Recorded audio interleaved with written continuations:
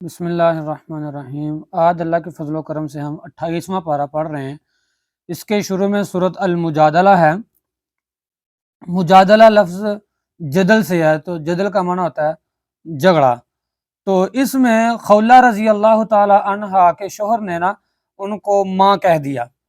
تو اب اللہ کے نبی صلی اللہ علیہ وسلم کے پاس آ کر وہ کہنے لگی کہ اب میں کیا کروں، میں کدھر جاؤں، ابھی اس نے مجھے، میں بھی اس کی بیوی ہوں، اس نے مجھے مطلب ماں کہہ دیا ہے۔ تو اللہ کے نبی فرمانے لگے کہ ابھی اس کا حکم بھی نازل نہیں ہوا، اب میں کچھ نہیں کہہ سکتا، مجھے تو نہیں اس کا علم، اب کیا کرنا ہے۔ اب وہ بار بار نبی صلی اللہ علیہ وسلم کے پاس آ رہی ہے اور باتیں کر رہی ہے، اللہ کے نبی سے جھگڑ رہی ہے کہ اب میرا کیا حکم ہے۔ تو یعنی بہت وہ ایستگی سے نبی صلی اللہ علیہ وسلم کے پاس بات کر رہی تھی۔ ام المومنین عائشہ صدیقہ رضی اللہ تعالی عنہا کہتی ہیں کہ میں پاس کھڑی تھی اور مجھے اس کی سمجھ نہیں آ رہی تھی، لیکن نبی صلی اللہ علیہ وسلم کو سمجھ آ رہی تھی۔ نبی صلی اللہ علیہ وسلم کے ساتھ بالکل ایستگی سے بات کر رہی تھی، میں پاس کھڑی، مجھے سمجھ نہیں آ رہی تھی۔ تو اس کا نقشہ اللہ رب العزت نے کھینچا، قد سمع اللہ قول اللاتی تجادلک فی زوجہا، کہ اللہ نے اس عورت کی بات سن لی ہے جو تجھ سے جھگڑا کر رہی ہے اپنے شوہر کے بارے میں، اور اللہ کی طرف سے وہ شکایت کر رہی ہے۔ تو خیر انہوں نے مطلب اس کے خاوند نے خولہ رضی اللہ تعالی عنہا کو ماں کہہ دیا۔ تو اس کو کہتے ہیں زہار۔ زہار پشت سے ہے، تو یعنی کسی بھی حرام رشتے کو ماں کو مطلب اپنی بیوی کو کہہ دینا کہ تم میری ماں کی طرح ہے، میری بیٹی کی طرح ہے، تم مطلب میری بانجی ہے، میری بھتیجی ہے، میری مطلب بیٹی ہے یا میری بہن ہے، اس طرح کا حرام رشتے کے ساتھ کہ اس عورت کو اگر بیوی کو منسوب کر دینا تو یہ زہار کہلاتا ہے۔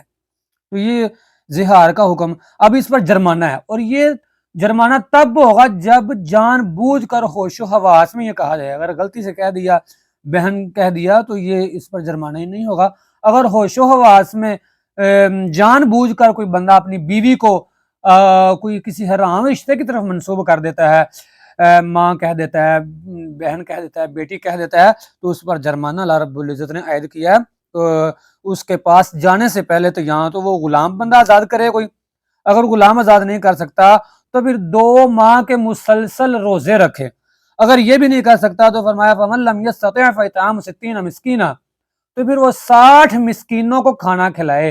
ان تینوں میں سے کوئی ایک چیز لازمی کرنی پڑے گی، تب وہ اپنی بیوی کے پاس جائے گا، ورنہ وہ اپنی بیوی کے پاس نہیں جا سکتا۔ یہ ہے زہار اور اس کا کفارہ۔ اس کے بعد ہے نبی صلی اللہ علیہ وسلم جب بیٹھتے تھے تو یہ جو منافق تھے نا، یہ منافق نبی صلی اللہ علیہ وسلم کے پاس آ کر آگے بیٹھ جایا کرتے تھے، بالکل سامنے اور فرنٹ والی سیٹوں میں آ کر بیٹھ جایا کرتے تھے، اور فضول قسم کے سوال کیا کرتے تھے، کوئی کام کی بات نہیں کرتے تھے، اور نبی صلی اللہ علیہ وسلم کا اتنا قیمتی ٹائم وہ ضائع کرتے تھے۔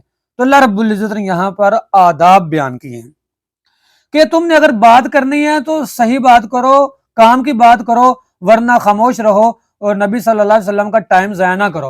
اور ایک بات، وہ السلام علیکم کہنے کی بجائے السلام علیکم کہتے تھے کہ تم پر ہلاکت ہو، نعوذ باللہ۔ تو اس غلطی کو بھی اللہ رب العزت نے آشکار کیا ہے کہ اس طرح نہیں تم کہہ سکتے۔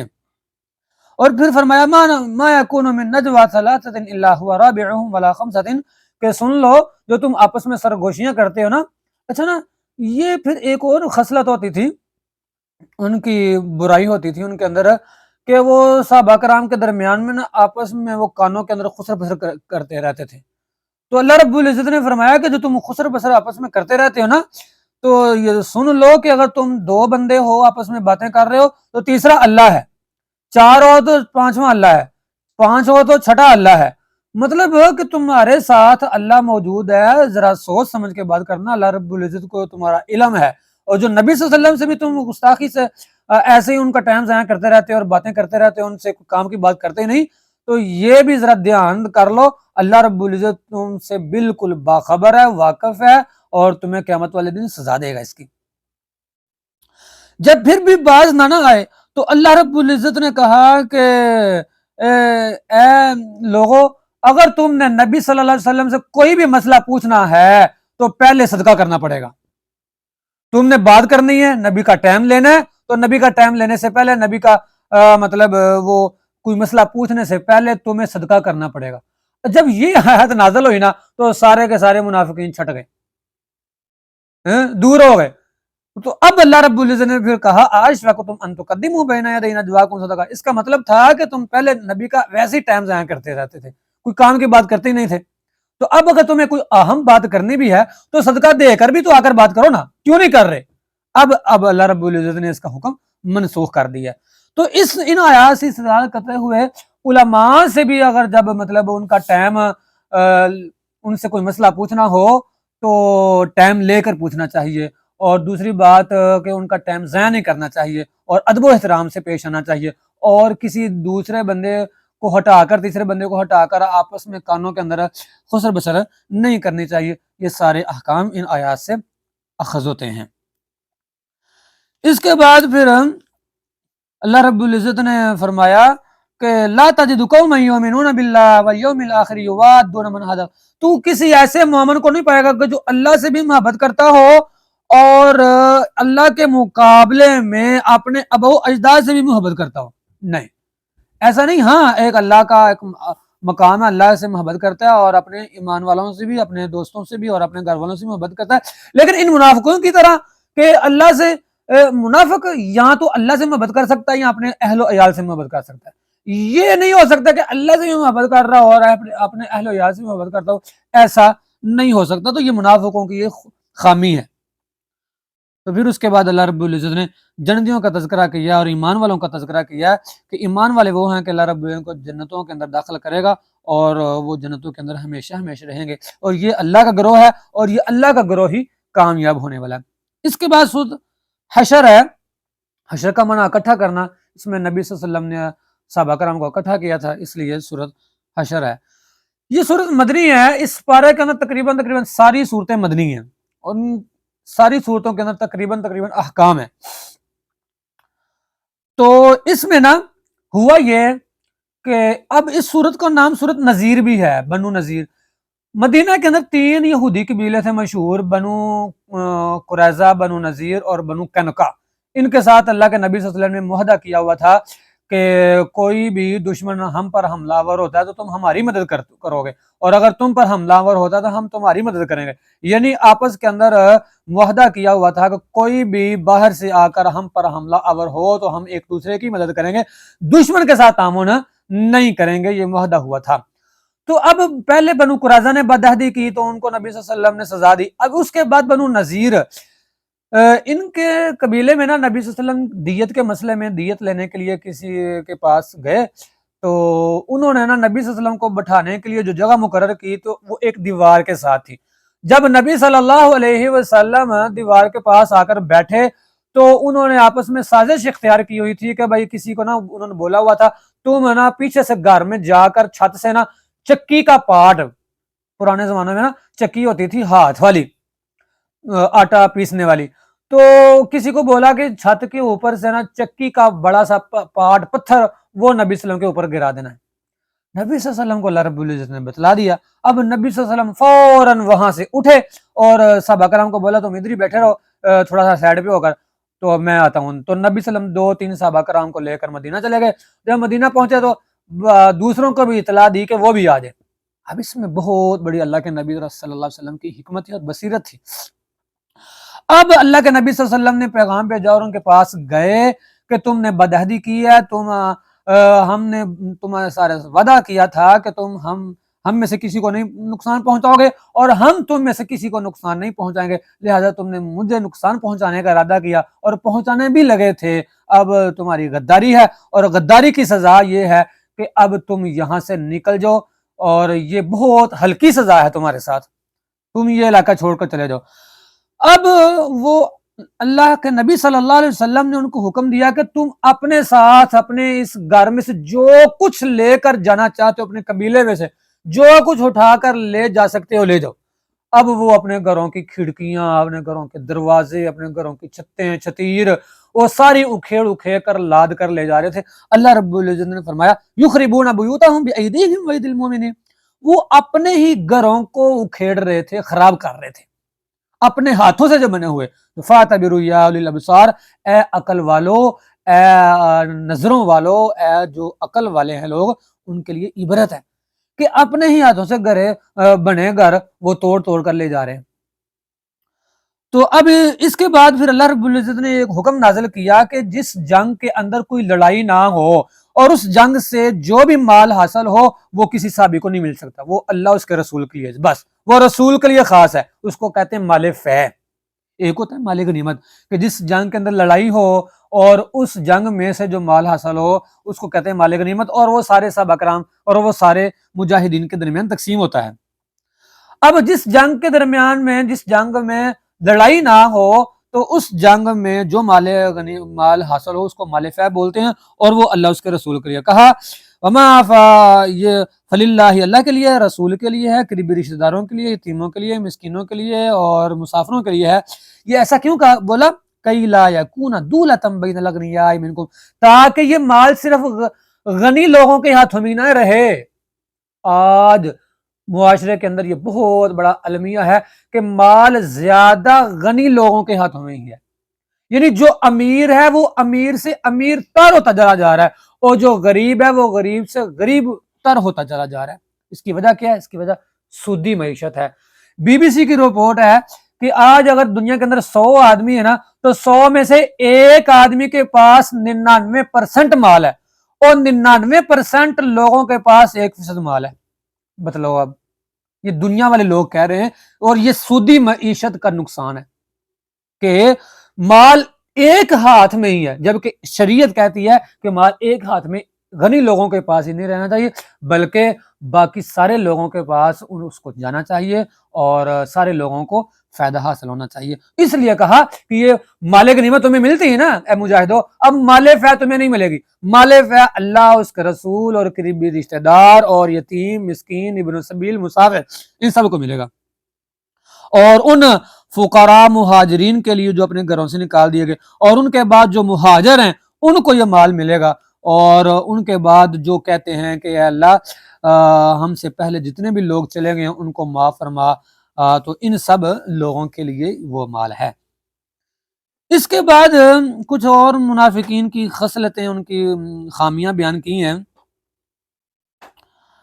تو اس کے بعد فرمایا یا ایھا الذین آمنوا اتقوا اللہ ولتنظر نفس ما قدمت لغد، کہ ایمان والو اللہ سے ڈر جاؤ اور ہر جان، ہر بندہ یہ دیکھے کہ اس نے کل کے لیے آگے کیا بھیجا ہے، تو لہٰذا اللہ سے ڈرو اور اپنے آج کی فکر کرو کل کے لیے۔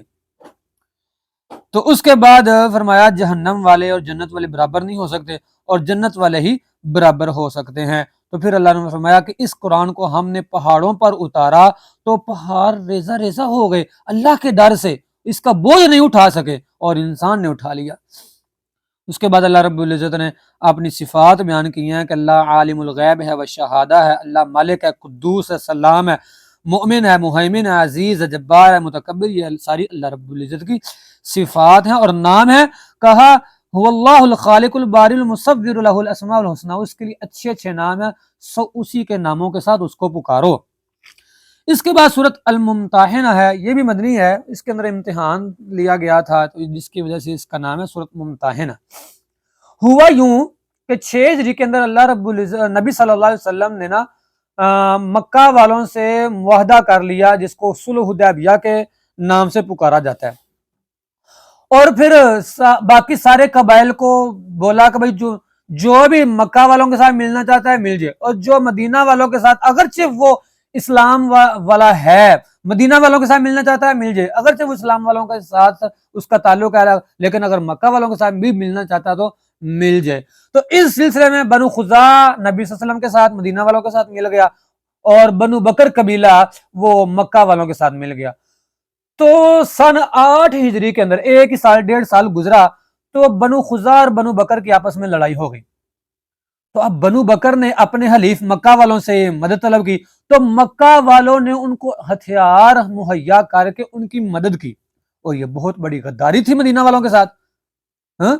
بنو خزاعہ نبی صلی اللہ علیہ وسلم کے پاس آگے، دیکھو جی ہم نے آپ کے ساتھ معاہدہ کیا تھا کہ آپ ہماری مدد کرو گے، ہم تمہاری مدد کریں گے، تو دیکھو اب بنو بکر نے ہمارے ساتھ لڑائی کی ہے، اور بنو بکر کی مکہ والوں نے تائید کی ہے، ان کی نصرت کی ہے، مدد کی ہے، تو لہٰذا آپ ہمارے حلیف ہیں، آپ ہماری مدد کریں۔ تو اللہ کے نبی نے یہ نہیں کہا کہ نہیں جی نہیں تم تو کافر ہو، لہٰذا میرے تو صحابہ کرام بہت پاک باز ہیں، میں ان کو کیسے بھیج سکتا ہوں۔ تو یعنی ادھر ادھر کی باتیں نہیں کی، بلکہ بولا نہیں میں آ رہا ہوں۔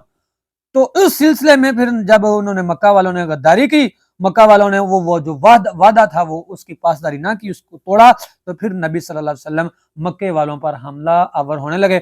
حملہ کی جب تیاری کر رہے تھے تو اس سلسلے کے اس دوران ہی حاتب بن ابی بلتع رضی اللہ تعالی عنہ نے مکہ والوں کو خبر دے دی کہ بھائی سانبا کر لو، ہم تمہارے اوپر لشکر کشی کرنے لگے ہیں۔ تو یہ بات بہت مطلب ایک خطرناک تھی، اور نبی صلی اللہ علیہ وسلم کی خفیہ جو پلاننگ تھی وہ اس نے مطلب ساری کی ساری ظاہر کر دی۔ یہ گستاخی بھی تھی، اور یوں کہہ لیں نبی صلی اللہ علیہ وسلم کے ساتھ بدعہدی بھی تھی، یوں کہہ لیں کہ نبی صلی اللہ علیہ وسلم کو نقصان پہنچانے والی بات تھی۔ تو خیر وہ جو عورت تھی نا جو خط لے کر جا رہی تھی، تو نبی صلی اللہ علیہ وسلم نے علی رضی اللہ تعالیٰ عنہ اور ایک اور صحابی کو بھیجا، وہ خط لے کر آئے۔ تو نبی صلی اللہ علیہ وسلم نے پڑھا، دیکھا حاتب بن ابی بلتع نے مکہ والوں کو خبر دی ہے۔ تو اب سارے صحابہ کرام غصے سے کہ عمر بن خطاب رضی اللہ تعالیٰ عنہ کہتے ہیں کہ اللہ کے نبی جی مجھے اجازت دیجیے میں اس کا سر قلم کروں۔ سارے صحابہ کرام کوئی کہنے لگا جی حاتب منافق ہو گیا، کوئی کہنے لگا جی حاتب نعوذ باللہ کافر ہو گیا، یعنی ہر ایک کا اپنا اپنی اپنی بات۔ نبی صلی اللہ علیہ وسلم نے پوچھا ہے حاتب کیا ماجرا ہے، تو نے کیوں ایسا کیا؟ حاتب کہتا ہے رضی اللہ تعالیٰ عنہ کہتے ہیں کہ اللہ کے نبی جی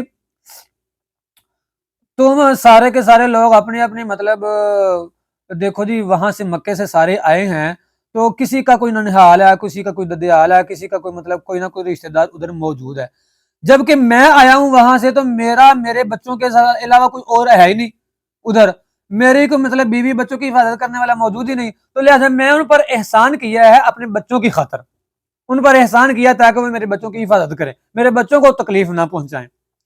تو میں نے اور میرا کوئی ارادہ نہیں تھا، کفر والا ارادہ نہیں، نفاق والا ارادہ نہیں ہے، میں نے آپ کو تکلیف دینے کے لیے ایسا نہیں کیا، بلکہ بچوں کی خاطر ایسا کیا۔ تو اب نبی صلی اللہ علیہ وسلم نے بولا کہ حاتب سچ کہہ رہا ہے، صحابہ کرام تم نے کچھ نہیں کہنا، حاتب سچ کہہ رہا ہے۔ اب دیکھو یہاں سے دیکھو کہ اب اس نے گستاخی کی ہے اور اسی طرح بدعہدی کی ہے، نبی صلی اللہ علیہ وسلم اور صحابہ کرام کو تکلیف پہنچانے کی گستاخی کی ہے۔ تو اب دیکھو نبی صلی اللہ علیہ وسلم نے اس کو کچھ نہیں کہا، نبی صلی اللہ علیہ وسلم نے یہ نہیں بولا حاتب کافر ہو گیا، یہ نہیں بولا حاتب منافق ہو گیا، نہیں، کیوں؟ کیونکہ اس کا ارادہ اب لالچ میں آ گیا تھا نا، حاتب رضی اللہ تعالیٰ عنہ لالچ میں آ گئے تھے۔ تو آج کل جو لوگ مطلب لوگوں کو اور خصوصاً حکمرانوں کو اور خصوصاً ادھر کی جو بھی مطلب الٹی سیدھی حرکت کرتا ہے تو اس کو کافر کافر کہنے لگ جاتے ہیں، ایسا نہیں کرنا چاہیے۔ بس اوقات کوئی بندہ لالچ میں آ کر کوئی ایسا کام کر دیتا ہے، بس اوقات کسی کے دباؤ میں آ کر کوئی ایسا کام کر دیتا ہے جو ہمیں کفر والا کام نظر آ رہا ہوتا ہے، لیکن جب تک علماء اس کے ساتھ نہ بیٹھیں، حکمرانوں کے ساتھ نہ بیٹھیں، اس کی باتوں کو اچھی طرح سے غور نہ کریں، ان کی باتوں پر ججمنٹ نہ کریں، تب تک علماء کے علاوہ کوئی بندہ کسی کو کافر نہیں کہہ سکتا۔ لیکن آج کل ہمارے معاشرے میں مولوی کیا دوسرے کیا ہر بندہ ایک دوسرے کو چھوٹی چھوٹی غلطی پر بہت بڑے بڑے کفر کے فتوے لگا رہے ہیں، وہ کافر ہو گیا، نعوذ باللہ من ذالک، اللہ رب العزت ہماری اصلاح فرمائے۔ تو یہ اس صورت کے اندر بہت بڑا قصہ ہے۔ فرمایا اے ایمان والو میرے دشمنوں کو اپنے دشمنوں کو دوست نہ بناؤ، اور یہ دوستی نہیں ہونی چاہیے، ان سے دور ہو جاؤ۔ کیوں؟ کیونکہ جو نمونہ ہے نا تمہارے لیے وہ ابراہیم علیہ السلام کا نمونہ ہے۔ ابراہیم علیہ السلام نے اپنے تمام کی تمام قوم قبیلے حتیٰ کہ بعد میں باپ سے بھی انہوں نے لا تعلقی کا اظہار کیا، کافروں کو دوست نہیں بنایا۔ ہاں باپ کو وقتی طور پر کہا کہ میں اس کے لیے لاستغفرن لک وما املک لک من اللہ من شیء، میں آپ کے لیے بخشش طلب کروں گا۔ تو جب باپ بھی کفر پر فوت ہو گیا تو اس کے بعد پھر اس باپ سے بھی ابراہیم علیہ السلام نے لا تعلقی کا اظہار کر لیا تھا۔ تو تمہارے لیے وہ ابراہیم علیہ السلام نمونہ ہے، جس طرح انہوں نے دوسروں سے سارے کے سارے قوم قبیلے سے لا تعلقی کا اظہار کیا، اس طرح تم بھی کافروں کو دوست نہیں بنا سکتے۔ اس کے بعد فرمایا کہ جو لوگ کافر ہیں اور انہوں نے تمہارے گھروں سے نہیں نکالا، تمہیں تکلیف نہیں پہنچا رہے، تو تم نے ان کے ساتھ انصاف کرنا ہے۔ ہاں تم نے لڑائی ان کے ساتھ کرنی جو تم سے لڑائی کر رہے ہیں، اگرچہ وہ کافر ہیں اور مطلب تم سے لڑائی نہیں کر رہے، تم نے ان سے لڑائی نہیں کرنی۔ جو امن پسند ہے ان کو امن پسند رہنے دو، اور جو لڑائی کرتے ہیں ان سے لڑائی کرو۔ اس کے بعد اچھا نا صلح حدیبیہ کے اندر وہ ہوا تھا نا، صلح نامہ ہوا تھا جب جو مکہ سے مدینہ کی طرف لوگ آ جائیں گے، مدینہ والوں کا اللہ پر لازم ہے کہ وہ مکہ والوں کی طرف ان کو روانہ کریں، ان کو واپس کریں، اور جو مدینہ سے مکہ کی طرف چلا جائے تو مکہ والوں پر لازم نہیں تھا کہ وہ مدینہ والوں کو وہ بندہ واپس کرے۔ تو اب نا پھر اس معاہدے کے دوران کچھ عورتیں مکہ سے مدینہ کی طرف آتی ہیں، تو اب نبی صلی اللہ علیہ وسلم حیران اور پریشان ہے کہ اب ان کو واپس کرنا پڑے گا۔ اللہ نے آیت اتار دی، یا ایھا الذین آمنوا اذا جاءکم المؤمنات مہاجرات فامتحنوہن، اے نبی کہ تیرے پاس جو ہجرت کرنے والی عورتیں ہوں پہلے ان کا امتحان لے، اگر وہ اپنے امتحان میں پاس ہو جائیں تو فلا ترجعوہن الی الکفار، ان کو پھر کافروں کی طرف واپس نہیں کرنا۔ کیوں؟ کیونکہ وہ صلح کے اندر مردوں کا لکھا گیا تھا۔ جب وہ کافر حضرات وہ مکہ والے نبی صلی اللہ علیہ وسلم کے پاس آئے نا ہماری عورتیں واپس کرو، اللہ کے نبی صلی اللہ علیہ وسلم نے واپس نہیں کی۔ کیوں واپس نہیں کی؟ کہا بھائی تمہارے ساتھ جو معاہدہ ہوا تھا، اپنے معاہدے کے اندر دیکھو نا میں نے کیا لکھا ہوا ہے، وہ لکھا ہوا تھا کہ مردوں کو واپس کیا جائے گا۔ اللہ کے نبی صلی اللہ علیہ وسلم عورتوں کا تو لکھا نہیں ہوا، عورتوں کے ساتھ تو معاہدہ نہیں ہوا، تو اس سلسلے میں پھر اللہ کے نبی صلی اللہ علیہ وسلم نے پھر عورتوں کو واپس نہیں کیا۔ تو فرمایا کہ یہ عورتیں اگر تمہارے پاس آئیں تو سب سے پہلے ان سے بیعت لے لو، اس کہ وہ اللہ کے ساتھ شرک نہیں کریں گی، چوری نہیں کریں گی، زنا نہیں کریں گی، اپنے بچوں کو قتل نہیں کریں گی، بہتان نہیں باندھیں گی، اور اسی طرح کوئی بھی گناہ والا کام نہیں کریں گی، ان سب چیزوں پر بیعت لے لے۔ اس کے بعد سورۃ صف ہے، تو صف اس وجہ سے ہے کہ اس سورت کے اندر جہاد کا تذکرہ ہے، صفیں بنا کر جہاد کرنے کا تذکرہ ہے، اس وجہ سے اس سورت کا نام سورۃ صف ہے۔ فرمایا اے ایمان والو جو تم کرتے نہیں یہ نہ کہو کہ میں نے کیا ہے۔ اب اس آیت کا نا مطلب کچھ لوگوں نے بہت برا لیا ہوا ہے، کہتے ہیں جس بات پر، جس حدیث قرآن پر تم عمل نہیں کرتے تو اس کی تبلیغ بھی نہ کرو۔ نہیں، یہ مطلب نہیں ہے، مطلب ادھر یہ ہے کہ جو تم نے کام کیا ہی نہیں تو یہ کیوں کہتے ہو کہ میں نے فلاں کام کیا ہے، یعنی جو غلط اپنا آپ کو ثابت کرتے ہیں، غلط کریڈٹ لیتے ہیں، غلط مطلب قسم سے اپنی آپ کو ہوشیار کرتے ہیں، ان کو اللہ رب العزت نے فرمایا ہے کہ جو تم کام کرتے نہیں ہیں تو وہ لوگوں کو کیوں کہتے ہیں میں نے یہ بھی کیا، میں نے یہ بھی کیا، میں نے وہ بھی کیا۔ کچھ لوگوں کی نا معاشرے کے اندر دیکھا جاتا ہے بہت بری عادت ہوتی ہے، کہہ رہے ہوتے ہیں کہ میں نے فلاں بھی کام کیا، میں نے فلاں بھی کام کیا، اور میں نے یہ کیا، اور میں نے یہ کیا، اپنے آپ کو بڑا ظاہر کرنے کے لیے، سب سے بڑا ظاہر کرنے کے لیے کہہ رہے ہوتے ہیں کہ میں نے بھی یہ کیا، میں نے بھی یہ کیا، یعنی وہ سمجھ رہے ہوتے ہیں کہ میرے علاوہ کوئی اور کام کر ہی نہیں سکتا۔ تو یہ نہیں، ایسا نہیں کرنا چاہیے۔ ہاں جو کیا ہے وہ کہنا چاہیے کیا ہے، جو کیا ہی نہیں ہے اس پر بالکل خاموشی اختیار کرنی چاہیے۔ اس کے بعد موسیٰ علیہ السلام کا تذکرہ ہے۔ عیسیٰ علیہ السلام کا کہا اے بنی اسرائیل بے شک میں اللہ کا رسول ہوں اور تمہارے پاس ایک ایسا رسول آنے والا ہے جس کا نام احمد ہے۔ تو یہ آیت قرآن پاک میں بھی ہے اور یہ آیت انجیل کے اندر بھی ہے، یعنی عیسائیوں کی کتاب ہے نا انجیل، عیسیٰ علیہ السلام پر اتری تھی، اس کے اندر بھی ہے کہ ایک نبی آنے والا ہے جس کا نام احمد ہے۔ اس کے بعد پھر فرمایا کہ هو الذی ارسل رسولہ بالہدی ودین الحق، کہ اللہ وہ ہے جس نے اپنے رسول کو ہدایت اور دین دے کر بھیجا ہے، اور یہ دین اللہ کے نبی صلی اللہ علیہ وسلم کا کام ہے کہ تمام دینوں پر غالب کرے، اور مشرکوں کو یہ بات ناپسند ہے۔ اور مومن وہ ہیں جو اللہ اس کے رسول پر ایمان لاتے ہیں اور اللہ کے رستے میں جہاد کرتے ہیں اپنے مالوں کے ساتھ اور اپنی جانوں کے ساتھ، تو ایسے مومنوں کو، ایسے مجاہدوں کو اللہ رب العزت ان کے گناہ معاف کرے گا، ان کو جنتوں میں داخل کرے گا، اور جنتوں بھی جن کے نیچے سے نہریں بہ رہی ہوں گی ایسی جنتوں میں داخل کرے گا۔ اس کے بعد سورۃ جمعہ ہے۔ جمعہ اس سورت کا اس وجہ سے نام ہے کیونکہ اس کے اندر جمعہ کا تذکرہ ہے، اس وجہ سے۔ تو شروع کے اندر اللہ رب العزت نے اپنی صفات بیان فرمائی ہیں، اور پھر فرمایا کہ ہم نے رسول کو امی لوگوں میں بھیجا ہے، یعنی ان پڑھ لوگوں میں بھیجا ہے، تاکہ وہ اس کو رسول بنا کر بھیجا، وہ اپنی آیات، ہماری آیات پڑھتا ہے، ان کو پاک کرتا ہے اور ان کو کتاب و حکمت سکھاتا ہے۔ یہ نبی صلی اللہ علیہ وسلم کے کام بیان فرمائے ہیں۔ اور پھر یہودیوں کی اللہ رب العزت نے جن کے پاس تورات تھی ان کی ایک مثال بیان کی ہے کہ جو، یعنی تورات تو ہے ان کے پاس لیکن ان کو سمجھ بوجھ نہیں ہے، پتہ نہیں ہے اس کے اندر کیا لکھا ہوا ہے۔ ان کی مثال اس گدھے کی مثال ہے جس کے اوپر کتابیں لادی ہوئی ہوں، اس گدھے کو کوئی پتہ نہیں کہ میرے اوپر کتابیں ہیں یا اور لوہا ہے، یعنی اس کے اوپر بس اتنا، اس کو اتنا پتا ہے کہ وزن ہے، اب اس وزن کا نہیں پتا کہ وہ اس وزن میں کتابیں ہیں یا کوئی اور سامان ہے۔ تو ان کی مثال بھی ایسی کتاب ہے ان کے پاس لیکن پتہ کوئی نہیں کیا ہے. جس طرح ہمارے ہاں ہے کہ ناظرہ تو قرآن کا پڑھنا آتا ہے لیکن پتہ نہیں اس قرآن کے اندر کیا لکھا ہوا ہے. تو دیکھ لے ہماری حالت کیا ہے، نعوذ باللہ من ذالک. اس کے بعد فرمایا کیا ہے مومنو کہ جب جمعے کی اذان ہو جائے پھر خرید و فروخت کرنی بند کر دو، جمعے کی طرف لب کو، اللہ کے ذکر کی طرف لب کو اور خرید و فروخت کو چھوڑ دو. ہاں جب جمعہ ہو جائے تو تم پھر جاؤ اللہ کا فضل تلاش کرو، رزق تلاش کرو، اپنے کام کر لو. اس کے بعد سورت منافقون ہے، یہ بھی مدنی ہے، اس کے اندر منافقوں کا تذکرہ ہوا ہے، اس وجہ سے اس سورت کا نام سورت منافقون ہے.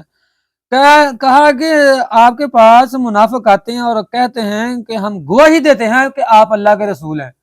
تو اے نبی صلی اللہ علیہ وسلم یہ جھوٹ بول رہے ہیں، ہم جانتے ہیں کہ آپ اللہ کے رسول ہیں، لیکن یہ جو منافقوں کی بات ہے یہ جھوٹی ہے.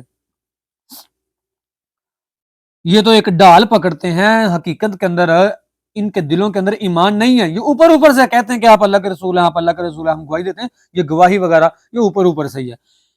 تو یہ خصلتیں پھر کبھی کبھی ایسی تکلیف دہ والی باتیں کرتے ہیں، کہتے ہیں کہ ہم جب اللہ کے رسول یا جب مدینہ میں ایسا شخص آئے گا ہم اس کو مدینہ سے نکال باہر کریں گے، اس کو ذلیل کریں گے. تو یہ ذلیل والا لفظ نبی صلی اللہ علیہ وسلم کے لیے بولتے ہیں. اللہ رب العزت نے نبی صلی اللہ علیہ وسلم کو بتلا دیا، نبی صلی اللہ علیہ وسلم کو بہت تکلیف ہوئی. اس کے بعد فرمایا کہ اے ایمان والو تمہیں تمہارے مال اور تمہاری اولادیں غفلت میں نہ ڈال دیں اللہ کے ذکر سے، تو لہٰذا موت سے پہلے اللہ کا ذکر کر لو اور خرچ کر لو. پھر نہ کہنا جب موت آ جائے گی اور پھر کہو گے کہ ہمیں اے اللہ رب العزت ہمیں موقع دے، ہمیں دنیا کے اندر بھیج تاکہ ہم نیکی کر لیں اور نیک لوگوں میں سے ہو جائیں. نہیں، جب موت آ جائے گی پھر موقع نہیں ملے گا. ابھی موقع ہے، نیکی کر لو اور صدقہ کر لو. یہاں پر خاص صدقے کا اللہ رب العزت نے بولا ہے، موت سے پہلے اپنے مال کو خرچ کر لو. اس کے بعد سورۃ تغابن ہے. تغابن غبن سے دھوکے کو بولتے ہیں، قبضے کو بولتے ہیں. تو اب قبضہ مطلب کیا ہے؟ سورت کے اندر حقیقت کے اندر نا ہر بندے کا نام کا جنت کے اندر بھی پلاٹ ہے اور جہنم کے اندر بھی پلاٹ ہے، ہر بندے کا نام کا. تو اب جس نے جنت کے اندر جانا ہے تو وہ جہنمی بندے کے پلاٹ پر جائے گا اور اپنے پلاٹ پر، اور جس نے اب جہنم میں جانا ہے وہ جنتی بندے کے پلاٹ پر جائے گا. تو ایسے وہ قبضہ ہو جائے گا پلاٹوں پر. تو اس وجہ سے اس سورت کا نام ہے، تو وہ تذکرہ ہے اس سورت کے اندر جس کی وجہ سے اس سورت کا نام سورت تغابن ہے. کہا اللہ وہ ذات ہے جو بادشاہ ہے اور اسی کے لیے حمد ہے، وہ ذات ہے جس نے تم کو پیدا کیا، تم میں سے کچھ کافر ہیں اور تم میں سے کچھ مومن ہیں. اللہ رب العزت نے آسمان و زمین کو حق کے ساتھ پیدا کیا ہے اور اس نے تمہاری صورتیں بنائی ہیں. فاحسن صورکم، اور اس نے تمہاری صورتیں بہت ہی احسن انداز کے ساتھ بنائی ہیں. دیکھتے نہیں آپ کہ صورتیں، ہر بندہ کی صورتیں کسی نہ کسی وجہ سے، کسی نہ کسی لحاظ سے وہ مختلف ہوتی ہے. چہرے مختلف ہوتے ہیں، یا رنگ مختلف ہوگا، یا آنکھ مختلف ہوگی، یا ناک مختلف ہوگا، یا چہرے کی لکیریں مختلف ہوں گی. ہزاروں لاکھوں ملین ٹریلین کے لحاظ سے دنیا کے اندر آبادی ہے اور آ رہی ہے اور جا رہی ہے، قیامت تک آبادی ہوگی. لیکن مجال ہے کہ سیم کوئی ایک شکل دوسری شکل کے ساتھ ملتی ہو. یہ اللہ رب العزت ہے اور یہ ہے قادر. اس کے بعد پھر اللہ رب العزت نے فرمایا انما اموالکم اولادکم فتنہ، اے لوگوں تمہارے مال اور تمہاری اولادیں تمہارے لیے فتنہ ہیں، یہ فتنہ کے باعث بن سکتی ہیں، لہٰذا تمہیں اپنے مال کو صحیح معنوں کے اندر استعمال کرنا ہوگا اور اپنی اولادوں کو بھی صحیح معنوں کے اندر استعمال کرنا ہوگا. پھر وہ بات ہے جس کے اندر تغابن قبضے والی بات آئی ہے، قل بلا وربی لتبعثن ثم لتنبؤن بما عملتم. تو اس صورت کو اچھا قیامت والے دن کو یوم التغابن کی بھی کہتے ہیں کیونکہ ادھر قبضوں کا دن ہوگا اس دن. تو اس کے بعد سورت الطلاق ہے، اس کے اندر عورتوں کے احکام بیان ہوئے ہیں کہ اے نبی اور اے لوگوں، اے مومنوں، جب تم عورتوں کو طلاق دو تو ان کو ان کی پاکی کی حالت میں طلاق دو. یعنی ہر وقت عورت پاک نہیں ہوتی، جب پاک ہوگی تو اس وقت طلاق دینی ہے، اور ایسی پاکی کی حالت میں طلاق دینی ہے جس کے اندر تم اس کے پاس نہ گئے ہو. ہاں جب تم طلاق دے بیٹھے ہو تو اب اس کو یہاں تو پکا چھوڑ دو اور یا پھر اس کو اپنے پاس رکھ لو. لٹکائے نہیں رکھنا، نہ طلاق تو نہ اس کے پاس تم جا رہے ہو، نہ چھوڑ رہے ہو تو نہ مطلب اپنے پاس رکھ رہے ہو، تو اس لیے احسن انداز کے ساتھ جب تم نے چھوڑنا ہے تو احسن انداز کے ساتھ چھوڑنا ہے، تو اس وقت گواہ بنا لینے ہیں اور تاکہ عدل ہو سکے۔ تو اے لوگوں اللہ سے ڈرتے رہو، اللہ سے ڈرو گے تو اللہ رب العزت تمہارے لیے نکلنے کا راستہ بنا دے گا اور تمہیں وہاں سے رزق دے گا جہاں سے تمہارا گمان بھی نہیں ہے۔ تو پھر فرمایا کہ جو حیض والی عورتیں ہیں ان کی مطلب 3 حیض، مطلب ان کو اگر طلاق ہو گئی ہے اور حیض والی عورتیں ہیں تو ان کو 3 طہر یا 3 حیض وہ ان کی عدت ہوگی، اور جن کو عدت مطلب آتی ہی نہیں، جن کو حیض آتا ہی نہیں ہے، خون آتا ہی نہیں ہے جن کو، یعنی جو عورت بوڑھی ہو چکی ہے یا جو بچی ہے، تو اس کی عدت وہ جو ہے نا وہ صرف 3 مہینے ہوگی، وہ پھر اپنا خون وغیرہ نہیں دیکھے گی۔ اس کے بعد پھر اللہ رب العزت نے اپنے کمالات بیان فرمایا، وَمَن يُؤْمِن بِاللَّهِ وَيَعْمَلْ صَالِحًا يُدْخِلْهُ جَنَّاتٍ تَجْرِي، کہ فرمایا جو بندہ اللہ پر ایمان لائے گا اور نیک عمل کرے گا، اللہ رب العزت اس کو باغات میں داخل کریں گے، جنتوں میں داخل کریں گے، اور وہ ہمیشہ ہمیشہ اس میں رہنے والا ہوگا۔ اللہ وہ ذات ہے جس نے 7 آسمانوں کو پیدا کیا اور زمینوں کو بھی پیدا کیا، تو اللہ نے ہر چیز کو اپنے علم کے ساتھ گھیر رکھا ہے۔ اس کے بعد سورۃ تحریم ہے اور یہ بھی مدنی ہے۔ تحریم کسی چیز کو حرام قرار دینا، یہ حلال اور حرام نہ اللہ رب العزت کے اختیار میں ہے، کسی بھی چیز کو حلال کرنا، کسی بھی چیز کو حرام کرنا، یہ اللہ کے اختیار میں ہے، اللہ ہی ایسا کر سکتا ہے، کوئی اور ایسا نہیں کر سکتا۔ اب اس سورت کا شان نزول یہ ہے کہ نبی صلی اللہ علیہ وسلم نا زیادہ تر وقت زینب رضی اللہ تعالی عنہ کے پاس گزارا کرتے تھے، تو حضرت عائشہ رضی اللہ تعالیٰ عنہ اور حفصہ رضی اللہ تعالیٰ عنہ کہنے لگی کہ بہت وقت یہ ادھر گزارتے ہیں، کیوں گزارتے ہیں؟ ہاں، پتہ چلا کہ وہ زینب رضی اللہ تعالیٰ عنہ نبی صلی اللہ علیہ وسلم کو شہد دیتی ہیں، تو کہا اچھا نبی صلی اللہ علیہ وسلم شہد کھاتے ہیں، اچھا پھر نا نبی صلی اللہ علیہ وسلم جب ہمارے پاس آئیں گے تو ہم بولیں گے آپ سے سمیل آ رہی ہے۔ نبی صلی اللہ علیہ وسلم آئے، انہوں نے بولا ایسے کہ آپ سے سمیل آ رہی ہے، نبی صلی اللہ علیہ وسلم سوچ میں پڑ گئے کہ وہ مجھ سے سمیل کیوں آئی ہے؟ کہا میں سوچا میں نے تو شہد کھایا تھا، تو مغافیر کی اسمیل آ رہی لگتا ہے مجھ سے، تو ممکن ہے کہ مکھی وہ مغافیر والے پودے پر بیٹھی ہو، جڑی بوٹی پر بیٹھی ہو، تو جس کی وجہ سے اس شہد سے مغافیر کی اسمیل آ رہی ہے۔ تو نبی صلی اللہ علیہ وسلم نے نا پھر جب انہوں نے یہ بات کی تو نبی صلی اللہ علیہ وسلم نے کہا کہ میں آئندہ سے زینب کے پاس جا کر شہد نہیں کھاؤں گا، میں نے اپنے اوپر شہد کو حرام کیا۔